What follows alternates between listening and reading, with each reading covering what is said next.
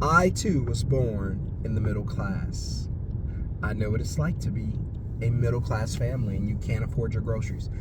I'm kidding, guys. I was born dirt poor, but I was making fun of a particular presidential candidate. But anyway, this channel's not designed to make everybody feel good. This channel's not designed to, tell you the good news and not the bad. I'm just not going to do that. There are plenty of other people who are willing to do that. I'm just going to give it to you straight up based on my opinion and what I think. So hit subscribe, hit thumbs up. Let's dive into it.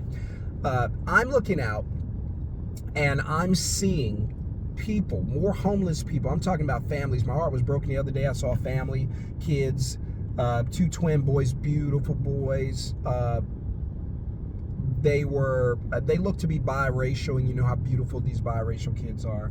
Beautiful, beautiful kids got out of an old van-looking truck, and I could tell they were living in the truck just based on what I saw, because I, unfortunately, have a lot of experience sleeping in a vehicle, and being homeless, and so I knew right away they were homeless. And they parked. They had on their school uniform, so they were going to school, but the parents didn't park close to the school, so it wouldn't embarrass the kids. And I felt so bad for them, so brokenhearted. And it just reminded me how blessed we are to have a home. And don't get me wrong, I've been out there 3 times. I've been homeless, but sometimes life gives you a shot in the arm, like it gives you a perspective shift where you're like, man, it's really bad over here, it really sucks, and then life shows you something that makes you thankful for the position that you're in. And sure, every day's not going to be the best day, and you may not be, where you want to be, but then life has a way, again, of humbling you and showing you some things, and you're like, you know what? I thought it was bad over here. It's not that bad. Thank God for what we have. And so life will humble you, man. It will give you a change in perspective, a perspective shift, I call it, and get your attention really, really quickly. And my heart broke for those kids, and I started thinking about all of the hopefully not millions, but all of the potentially millions of families around the country who are a paycheck away, a missed day of work away, a sick kid away from losing their job and losing everything. And it just drives me nuts, because I really hate that. And I really hate for anybody to have to go through that, especially a child. And to see that, just like I said, it really broke my heart. And I just started thinking about all of the families around the country who are probably very close to losing everything, very close to sleeping in a truck. So saying all that to say this, I've warned you all so many times. I don't know if you pay attention to what I say, or I don't know if you just kind of blow it off as rhetoric, but I'm telling you, we don't know, as of now, we don't know who the next president is going to be. We hope that it's going to be a particular candidate. I don't tell you to vote for. You vote the way you want to vote. You're not going to be my enemy because we vote differently. I have different flags from different candidates all around my neighborhood. So I got friends who are not gonna vote the same way I vote, and that's fine. That's the beauty of America. So we're not gonna get into a fist fight or a virtual keyboard fight because of that. So, but we don't know who's gonna be the president. We'll find out very soon, and hopefully it's the right candidate. And there is a right candidate, there's a wrong candidate. Now, is there a perfect candidate? No. So for a lot of you, you're always saying, but this person, okay, they check the box over here, but they don't check the box over there. They're good here, but not good there. Listen, again, there's no perfect candidate.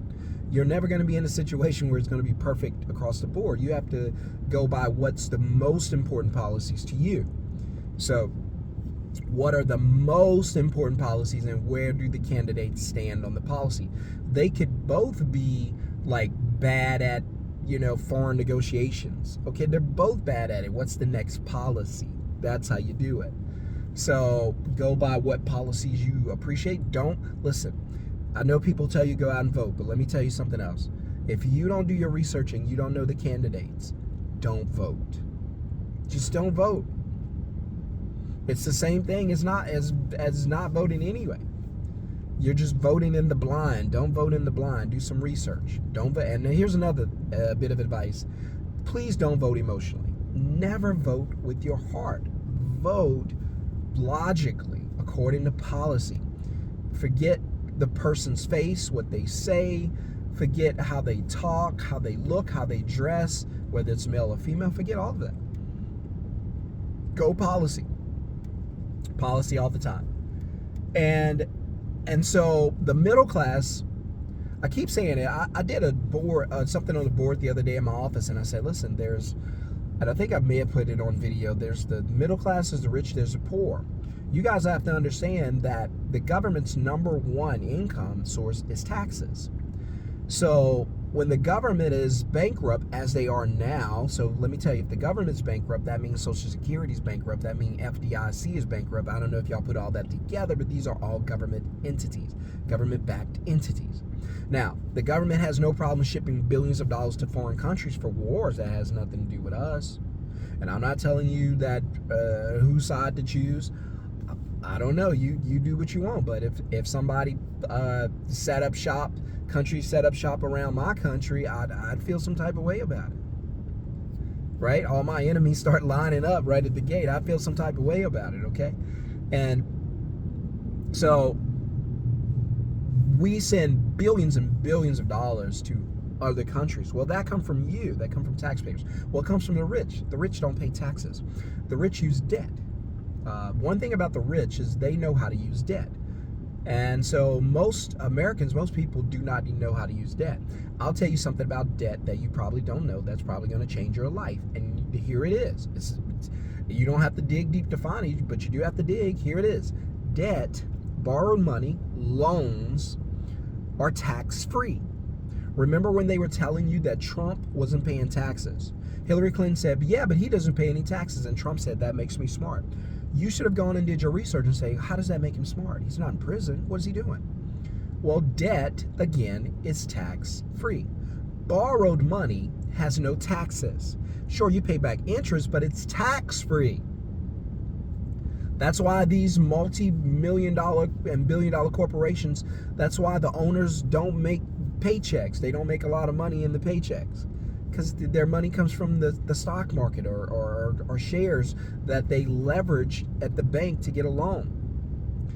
Listen, so the best way to make money is by borrowing money, or to get access to money, I should say, is by borrowing money because it's tax-free. And then you use the money to get more money. That's cash flow, right? The worst way to make money is paychecks. Why? Because a paycheck is earned income, means you earn it. You got to go to work, you earn it.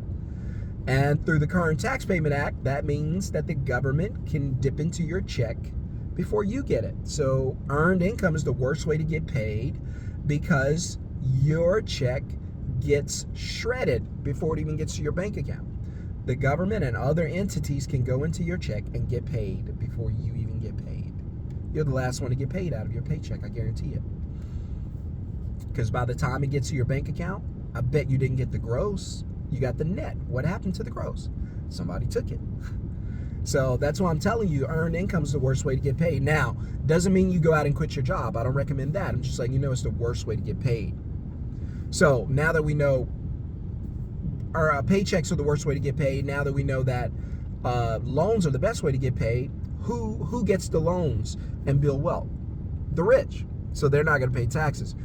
The poor, they don't make enough money to pay taxes. The middle class, you guys, you're the ones who are going to pay for everything. I've said it for years. I love you, middle class, but you guys take care of everybody. You pay everything. Everything. What should you do? You're probably sitting there going, well, Shon, what should I do? Well, a couple things. Number one, keep your job. If you have it, I know I talk bad about jobs, but keep your job. I told you, I'm not going to lie to you on this channel. Keep your job, and then we'll try to replace that income. Then you can leave your job. Don't quit it and have nothing. So, secondly, find another source of income. Use something, an idea, business, anything, to create income when you're not at work. Right? When you're at work, you're working for paycheck. When you're at home, you're working for cash flow. You need to find a way to create income when you're not at work. some investment, a business, whatever you do, you need to figure it out. You need to make money when you're off the clock, right? Another thing, stop storing money in a bank account. It's not going to save you. That rainy day is going to come. It's just going to take all your money. You're going to have nothing left. It happened to me. I ended up homeless. A better idea would be to use some of the money that's in the account now and start trying to figure out a way to make more money. There you go. Because you're probably going, well, where do I get the money to fund my idea, fund my business, or in my investment? Out of your bank account, where you've been stacking it for tragedies. Use it for something good, and stop calling it a savings account, an emergency account, a rainy day account. Call it an opportunity account. Call it what you want, opportunity, right? We don't want emergencies. We're not manifesting that.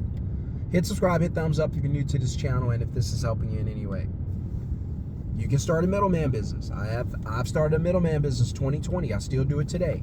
What's a middleman business? A business that does 3 things. Book customers, take deposit, dispatch the work. Book, deposit, dispatch. That's it.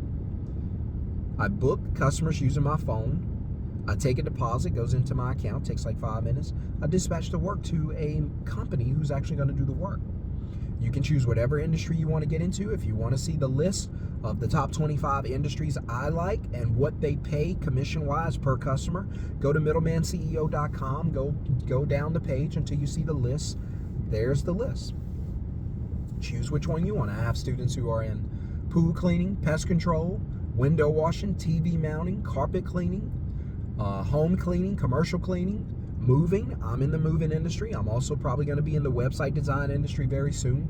But whatever you guys want, that's what you choose, and then you start using your phone to make money. I love the phones because you take them everywhere and you can make money anywhere at any time. And so anywhere at any time, bless you, change your life. In fact, I'm doing a free live training Thursday night. Put the word middleman in the comments below to get the free link, or just click the link in the bio or the video description below, and I'll see you in the free live training. Middle class, I love you, but you guys take care of everybody. It's time to change that. Peace.